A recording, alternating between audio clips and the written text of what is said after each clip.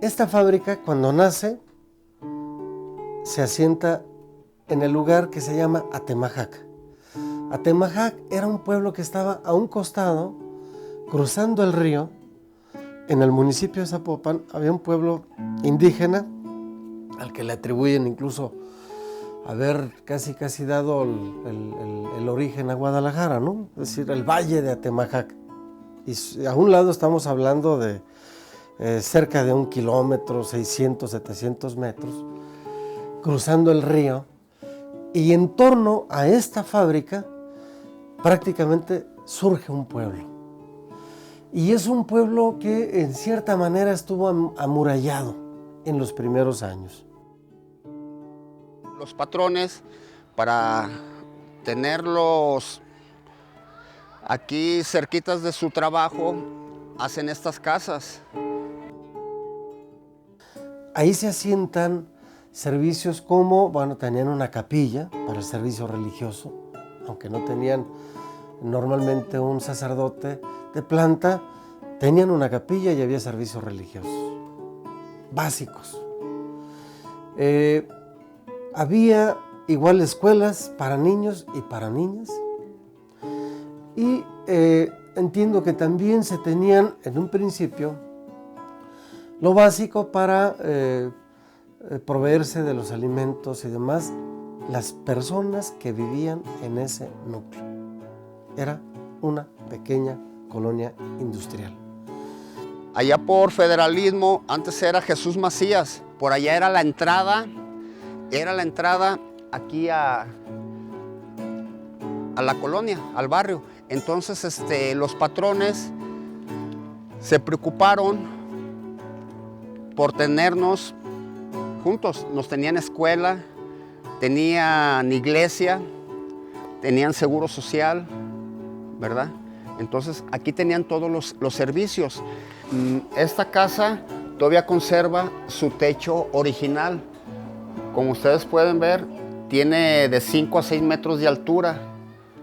Su piso, el piso también es original. Aquí las casas ni cimientos ocupan. Cuando le hacen alguna modificación, ¿verdad? Nomás tumban el techo, pero le dejan los muros porque están firmes. Entonces había gente que se dedicaba a la producción de las hortalizas, del maíz, del frijol.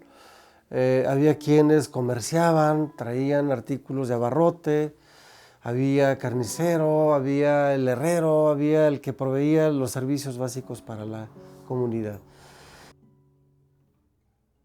Que aquí se va a desarrollar pues algo que no existía antes, una cultura obrera. ¿Sí?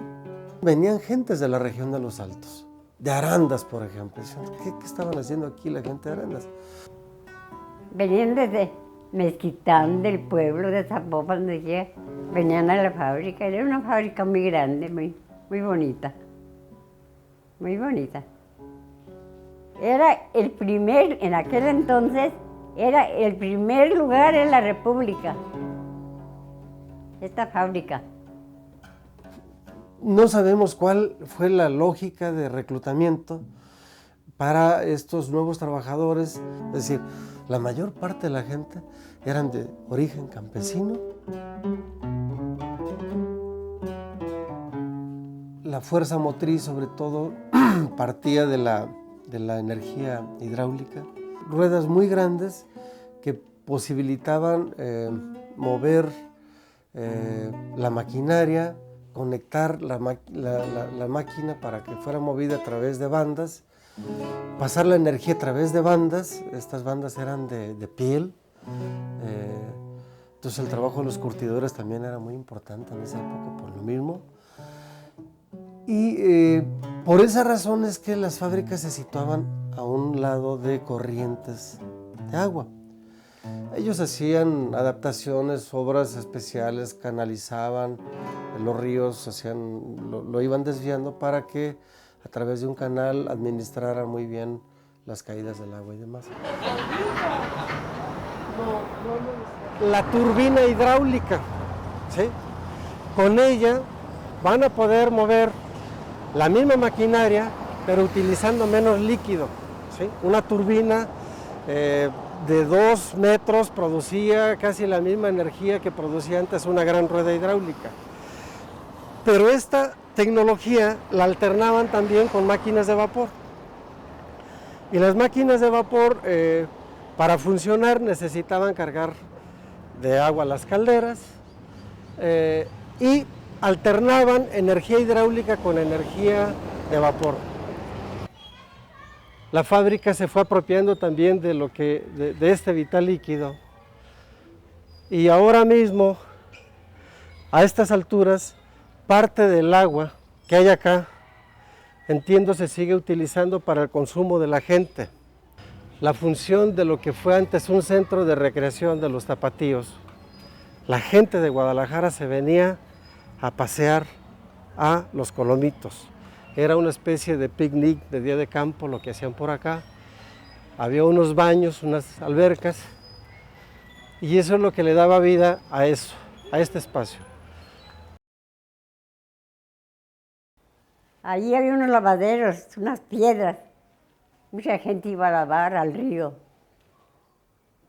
Un chorrote que salía de agua todo el día, toda la noche.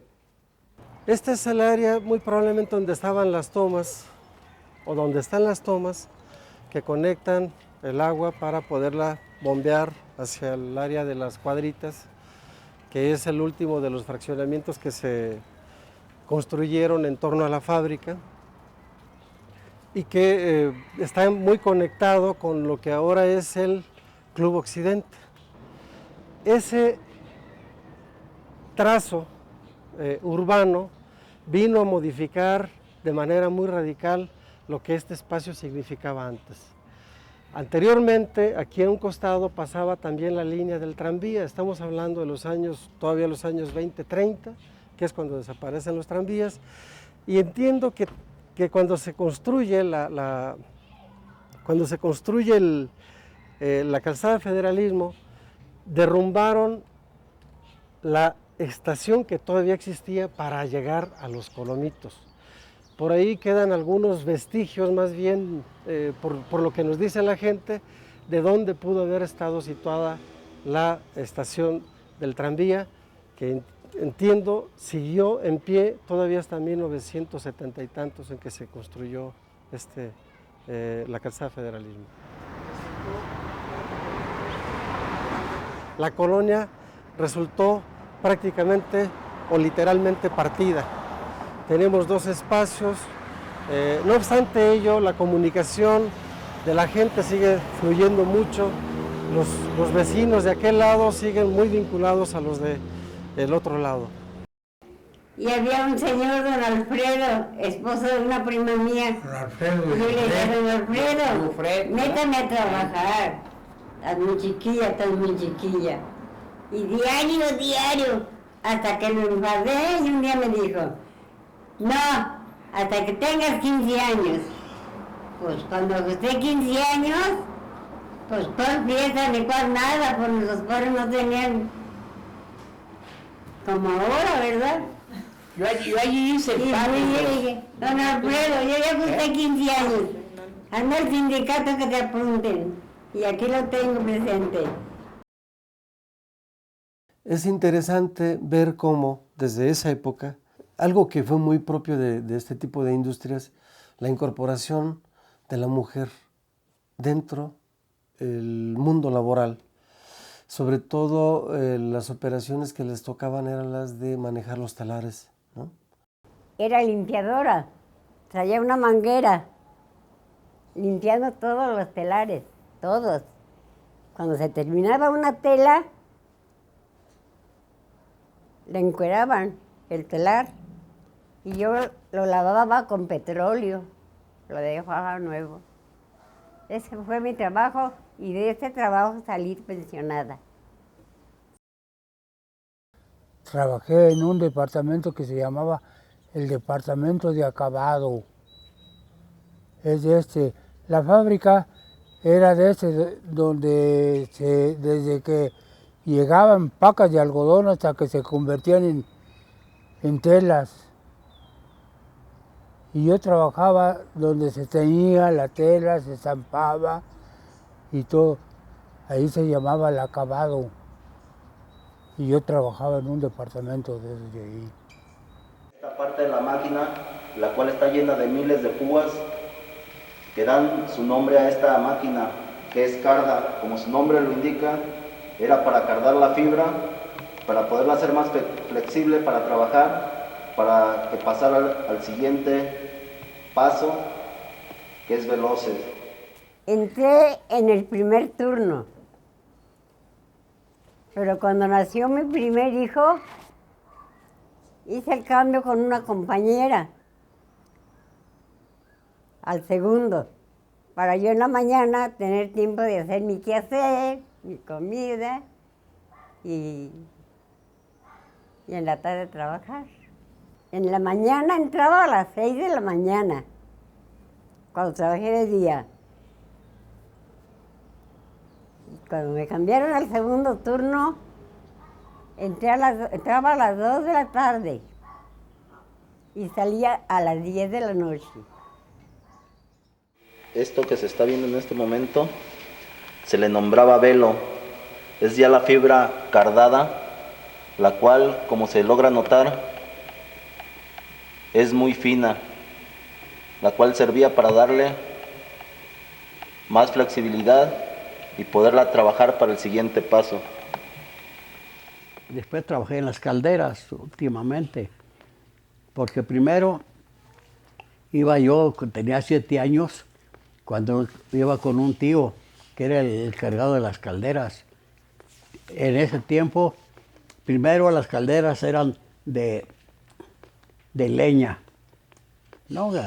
Había un montón de leña y con eso. Entonces ya después vino el chapopote. Vinieron otras calderas, y ya las cambiaron las calderas y empezó con chapopote. Era después donde le digo, yo iba con mi tío y ya mi tío me decía, me arribaba un cajón para que yo encendiera la caldera. Y le dijo así, no, pues ya encendía. Por eso a mí me gustó eso, ¿eh? Al entrar el material de estiradores por esta parte y llegar a los rodillos y ser pasado por esta banda y de nuevo por el siguiente rodillo y las guías que aquí se ven, era posible con la velocidad y las partes que mostramos ahorita lograr hacer un material más delgado pero con mayor resistencia, el cual era colocado en un tubo igual a este, que en los nombres textiles se le da el nombre de cañón o en su defecto en esta fábrica, el cual era llenado con el material de estiradores, pero ya de una manera más sólida, con mayor resistencia y más delgada, la cual sería posteriormente pasada a las máquinas de trósiles, para ya ver completamente cómo sale ya en forma de hilo. Este accidente, en un telar, como yo era limpiadora, traía una estopa, tenían una, así como salpicadera, cubriendo un piñón. Entonces yo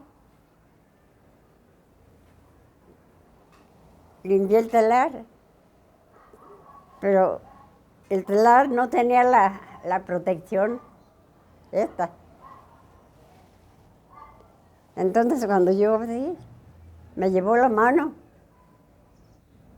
rápido y se paró el telar y me mochó mi dedo. Pero soy feliz. Soy feliz con mis hijos.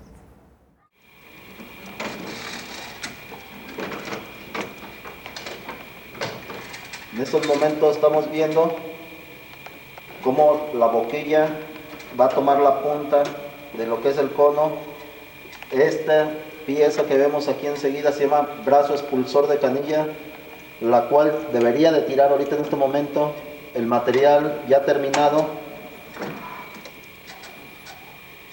y ver enseguida en esta parte, cuando sacó la hebra de la parte del cono, entra este brazo, que es el brazo que arrima la hebra para que en esta caja, que es la parte más cara de la máquina, que se llama anudador, sea posible efectuar, como su nombre lo dice, el nudo que va a servir para que continúe el llenado del cono.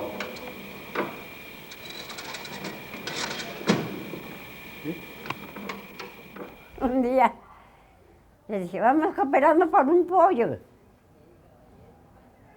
Pues cooperamos por el pollo y en el cuarto del electricista tenían parrilla, tenía cazuela y oye, todo tenía. Nos llegó a hacer el pollo. No, pues el olor salía. Y entró un maestro y me jaló las orejas. ¿Pero qué es esto? Le dije, pues vamos a almorzar. A ver si viene el maestro, si viene, órale, jefe. No, nomás la corre usted, nos corren a todos. No, usted venga a almorzar. Le invitamos a almorzar. No, nos hicimos bien cuatitos. Yo me la llevé muy bien, con todo el personal. Hasta la fecha, todavía los pocos que quedamos me aprecian.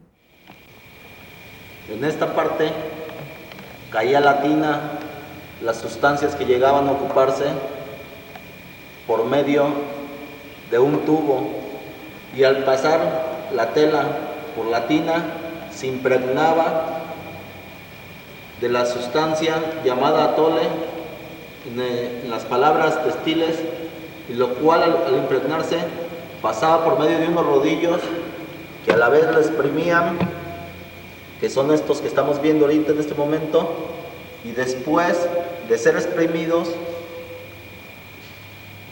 los hilos pasaban de esta manera a estas partes que se llaman tamboras, que eran tamboras con presión de vapor, que las calentaban a grados que eran controlados por unos manómetros, los cuales servían al pasar la tela para que llegara seca a la parte delantera que vamos a ver ahorita.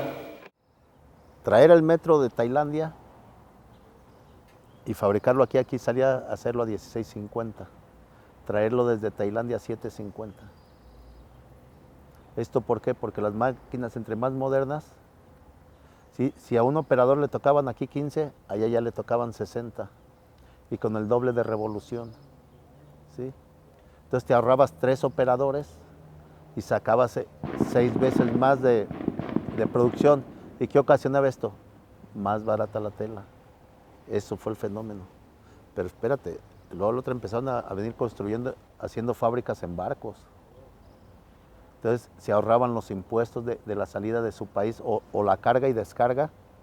La carga en la fábrica y la descarga en el barco y luego la llevada, cuando en aguas internacionales lo hacían y ya nomás traían. Pero dejaban la tela, compraban acero y se iban haciendo vigas y chingadera y media para ir a entregar a otro país. O sea, iba a ir entrándole, pienso yo, así poco a poquito. Esto viene siendo a hoy el estacionamiento de Aurrera. Tumban las casas de los empleados, los indemnizan, viene siendo esto. Esto es lo que es ahora Aurrera. Esto es lo que ahora es el Banco Serfín. Y aquí es Electra. Y aquí tumban esta parte y hacen una barda divisoria. Y ahí divide lo que fue la fábrica, que ahora es la tienda de zapatos Price Shoot. Y esta parte también es estacionamiento. Y en este lugar se encuentra la farmacia Guadalajara y una serie de locales. Entonces, en vez de casas hacen locales y esto estacionamiento. Y crean la plaza comercial Plaza Aurrera Temajac.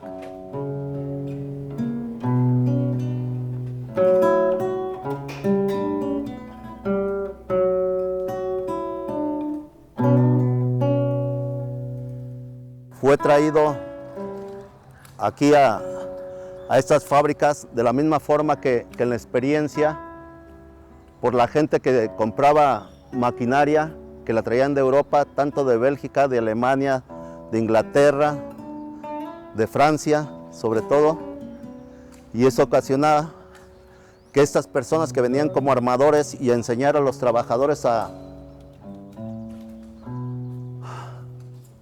mover la maquinaria textil, se crea este club en base a que esas personas fueron las que enseñaron a jugar fútbol a los obreros de Atemajac, que en la época que empezó a crecer el fútbol aquí, eran franceses, empezar a ver esos apoyos para poder tener esas oncenas, porque en ocasiones, muchas veces, la tela de los uniformes de los jugadores salía de la misma empresa, donada por la Compañía Industrial de Guadalajara, que fue con la que se logró hacer mucho de estas instalaciones, o casi el 100% de las instalaciones, gracias al apoyo de esos franceses que fueron de 1899 a 1976, que dirigieron la empresa de la fábrica de Atemajac. Todos los obreros daban de la cota, agarraban una parte para el fútbol, y la Compañía Industrial de Guadalajara daba una pensión cada mes también para ayudar aquí al fútbol. No fue hasta los años posteriores que se empezó a dar un poco ya más de forma aquí al fútbol, se empezó a importar más en ellos y se empezaron a crear más oncenas, y esto crea que se empiecen a producir equipos con mayor competitividad, y ya con la formación aquí que también ya estaba el Club Deportivo Oro, el Nacional, Guadalajara y el Atlas de Primera División, se interesaran por los equipos amateur, por tener en sus filas jugadores, y los cuales empiezan a salir bastantes, tanto de las fábricas textiles como de otro lado, pero más de las fábricas textiles. Yo jugué en el occidente, en las juveniles, desde niño hasta que salía de aquí del occidente a jugar de profesional en el Atlas. El occidente era filial del Atlas. El Club Atlas, aparte del subsidio que recibía el occidente de aquí de la empresa de trabajadores, también le daba una aportación para balones y para mantenimiento del campo. Sí, era con la condición de que los jugadores que destacaran de aquí del occidente salían directamente al Atlas como club filial del Atlas. Y lo bueno también aquí, que trabajábamos aquí en la fábrica, aunque no éramos de planta primero, pero no dejábamos de trabajar, y cuando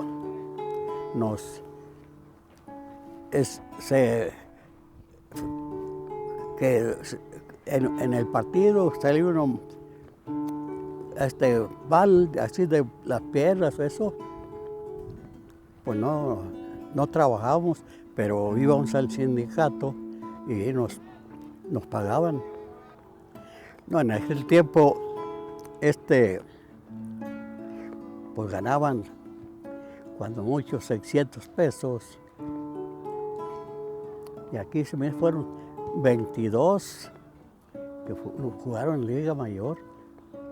Pero lo mejor de lo que yo recuerdo, y creo que recuerda mucha gente y disfrutó, era cuando las dos textileras se enfrentaban, tanto la de la Experiencia con su equipo el Imperio en blanco y azul, como el Occidente o Canarios, que se les decía por su color amarillo.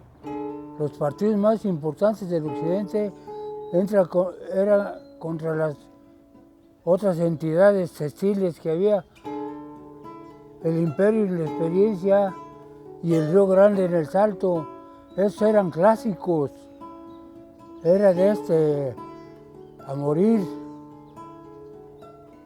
Se jugaba con todo lo que traías en esos partidos, porque nadie quería ser menos. Pero era una cosa que se esperaba con ansias cuando se venían esos encuentros. Ahora las casas son de 2 pisos, pero en su momento eran solamente de un solo piso, en lo cual los vecinos invitaban, los de las casas de aquí enfrente, a los demás a que arriba compartieran, haciendo un tendido con su refresco, su botana para estar viendo desde arriba el partido de fútbol. Y allá medias, en las gradas, la banda de música, sobre todo el 16 de septiembre, ¿verdad?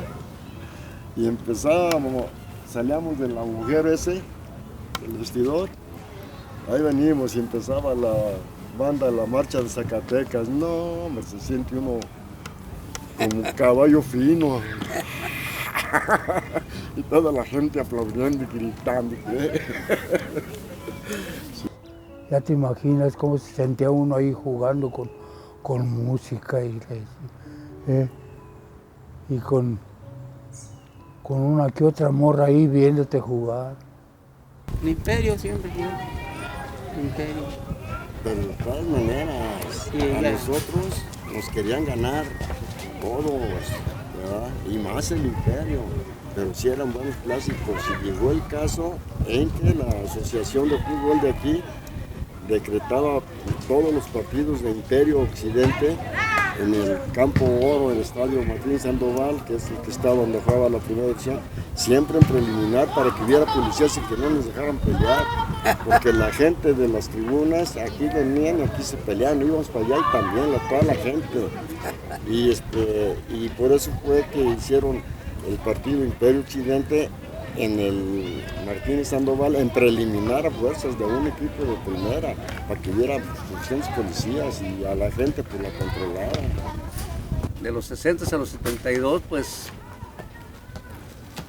8 campeonatos, 7 al hilo, y luego después nos quitó uno el Imperio, nos quitó uno el Atlante, y los demás fuimos campeones nosotros del 60 al 72. Y en un campeonato de esos salimos invictos.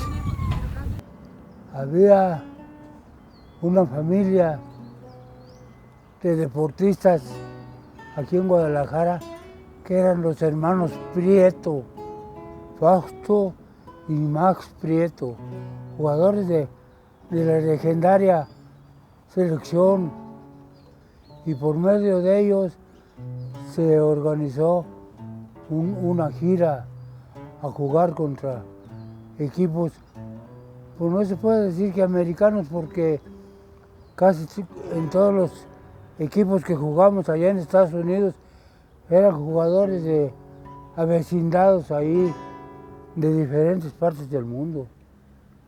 Pero en esta ocasión fuimos a dar hasta las cataratas del Niágara en un camioncito de esos, de aquí de Zapopan, Tlaquepaque, así lo acondicionaron. Y ahí nos fuimos y allá andábamos como pollos descabezados a todo dar. Una gira inolvidable, mejor que cuando jugaba en primera división.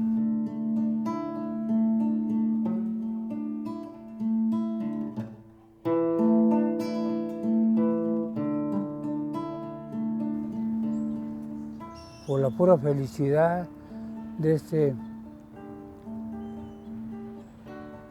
salimos campeones, y la directiva del Atlas nos dio 2,000 pesos así, constantes y sonantes de prima porque salimos campeones. Y 8 días de vacaciones en Acapulco. Y pasamos para ir de vacaciones a Acapulco, y pasamos por Cuernavaca y acababa de ascender a primera división el Zacatepec. Y se dieron cuenta que íbamos de pasada y le dijeron al dirigente que iba a cargo de del equipo, oye, dile que si quieren jugar un partido amistoso aquí con nosotros. Dice, pues a ver, dice, ¿por qué andan de vacaciones los muchachos? Díganle a los muchachos que lo que salga de taquilla de aquí se los damos si juegan, no si jugamos. Y jugamos y nos dieron 2,300 pesos a cada quien, de los que jugamos partido completo. Así es que imagínatela, jóvenes y con 5 o 6 mil pesos en la bolsa nomás para ver qué hacíamos con ellos. Así es que fue una etapa muy, muy bonita. Bueno, más que nada desde su fundación, esta parte del club en 1960 se vino utilizando para esparcimiento y recreo de los trabajadores y las familias de los trabajadores. Aparte, servía para hacer las festividades del 15 de septiembre, en las cuales pues participaban todos los hijos de trabajadores y trabajadores jóvenes. Normalmente todas las festividades que se hacían para el 15 de septiembre, que eran del día 13 al día 15, a veces se alargaba, si era fin de semana, un poco al día 16, se cerraba con un baile, para lo cual pues tenían que estar presentes las reinas y sus familias. Se invitaba una orquesta en los tiempos anteriores, hablamos de 20, 30 años todavía atrás. Se llegaban esas fechas y había bandas de guerra y bandas de música aquí, de trabajadores de aquí de la fábrica. Y cuando se llegaba a una fiesta de esas, las bandas de guerra salían a tocar con sus tambores y sus trompetas por las calles de aquí de la fábrica. Era bonito. Para el 15 de septiembre había entrada libre para que conocieran la fábrica. Y nos cooperábamos, ollas de agua fresca, taquitos, tostadas y paletas. Regalábamos a la gente. Adornábamos los telares con banderas y se hacía bonito, bonito, bonito. Los 16 de septiembre, por ejemplo, pues cada quien escogía su equipo de primera división cuando jugábamos en las reservas. Y generalmente, pues el Atlas generalmente iba a la experiencia con el Imperio, a jugar contra el Imperio. Ese era el partido, el estelar, pues. Y aquí pues invitábamos al Guadalajara, o venía el Oro, a veces también venía el Atlas a jugar también. Y el baile que no faltaba, pues en las noches, el baile de septiembre, pues, de las fiestas patrias. Había un salón, bueno, después aquí en el casino, pero allá dentro de la fábrica había un salón especial para fiestas, así que se llegaba a una fiesta de así como el 16 de septiembre, el 1 de enero, fechas especiales, venían orquestas y tocaban ahí, y no, pues a puro darle, lijar ahí el piso, le dábamos ritmo en la cadera. En el periodo de los franceses, que fue de esa fecha que lo he comentado, a 1976, sucede que hay una huelga en la cual nos adjudicamos los bienes, tanto de la empresa, los manantiales del Chorrito, y por ende las instalaciones que aún sin haber escrituración, pero por posesión las teníamos ya nosotros. Entonces tenemos la posesión reconocida por la nueva empresa de apellido Saba, y sucede que para ese tiempo las tenemos hasta que era el 92 que comentábamos, que vino la otra huelga y fue el cierre total y definitivo de la empresa. Fueron 11 años de huelga hasta que se resolvió, y del 2 de abril al 3 de abril del 2003 nos empiezan a liquidar en un acuerdo que hubo del sindicato con empresa, para lo cual estuvimos de acuerdo que nos dieran lo que había acordado el sindicato para las 3 fábricas. ¿Se acuerdan?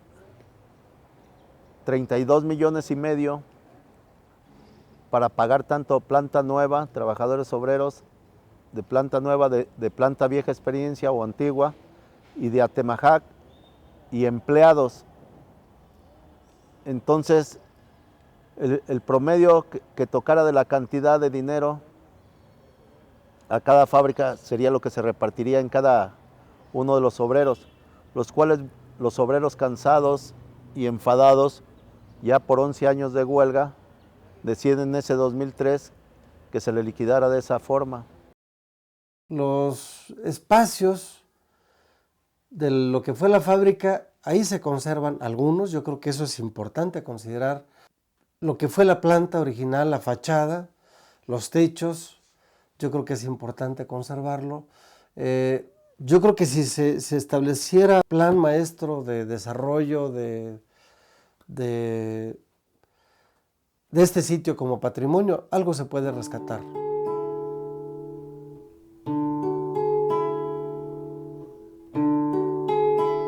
Entonces, históricamente, ¿dónde quedamos, no? En la mente, en la conciencia de cada uno, y lo que fuimos, ¿no? Y se terminó. Era el corazón y el centro de esparcimiento de una familia obrera, en lo cual nos sentimos orgullosos y podíamos disfrutar de algo que muchos, ni en colonias acomodadas, pudieran tener. Una satisfacción muy grande. Y sobre todo el orgullo del equipo de fútbol y de los equipos en general, de los campeonatos, los domingos de esparcimiento, los sábados para las otras categorías, las emociones de los padres y de las madres, traer a sus hijos y ver aquello. Esperemos que todavía dure un rato más y que no sea pronto, porque como puede seguir como club, puede terminar en casas, ¿no?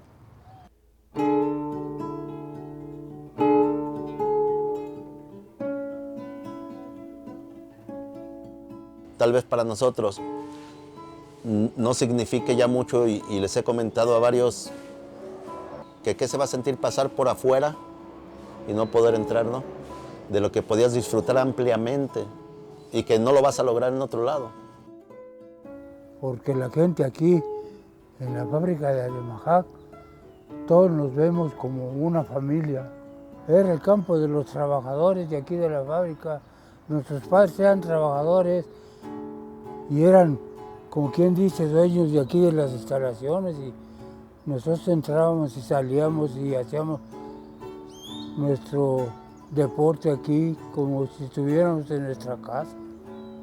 Entonces, en el teatro, pues fue mi nerviosismo de ver a mi papá como líder hablar. Él fue secretario de Trabajo durante muchos años para la organización. Entonces, eso me marcó mucho, mucho, como un orgullo grande y con mucha satisfacción para todos los que fuimos obreros en ese momento y parte de este club.